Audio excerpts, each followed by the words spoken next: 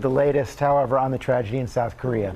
More than 150 people were killed during a Halloween celebration crushed to death in a narrow alleyway. Now, questions about how everything got so out of control. Our chief national correspondent, Matt Gutman, is there live in Seoul with more for us. Good morning, Matt.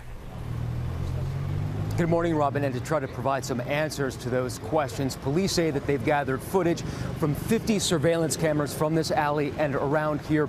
But a short time ago, a police chief offering one possible cause to this crowd crush. He said there were only 137 officers on hand for 100,000 revelers.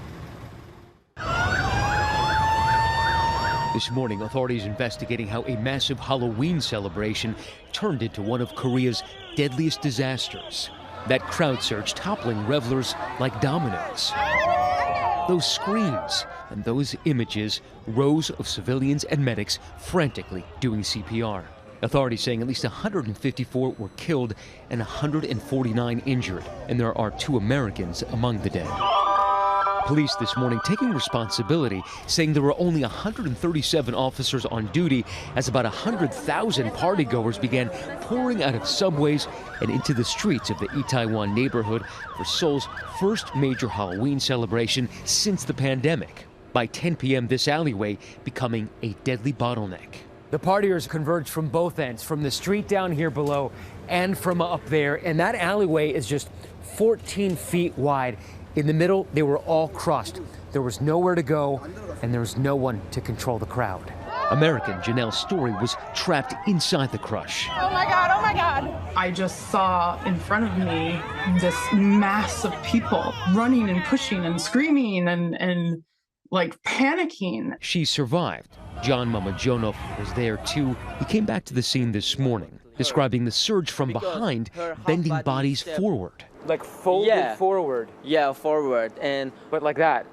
Yeah, like that. She was like that, and she's saying like, help, help. And we get her hands, but we cannot get her body because it was so hard.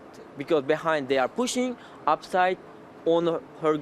Australian Nathan Tavernity's friend also killed. I just was grabbing her hand saying, I'm going to get you out. But then she disappeared. Just after 10:30, first responders began wading in, pumping away at CPR, carrying away victims, many of them shoeless. In the coming hours, the dead placed into those blue body bags lining the street. And in hospitals, the howls of family members crumbling to the floor. Those 2 Americans now identified as Ann Giesk, a nursing student from the University of Kentucky, and Stephen Blessy, an exchange student from Kennesaw State University in Georgia.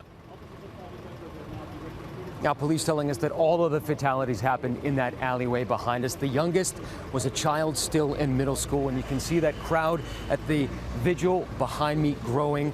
A week of national mourning has been declared here. George. So sad and horrifying. Okay, Matt, thanks very much.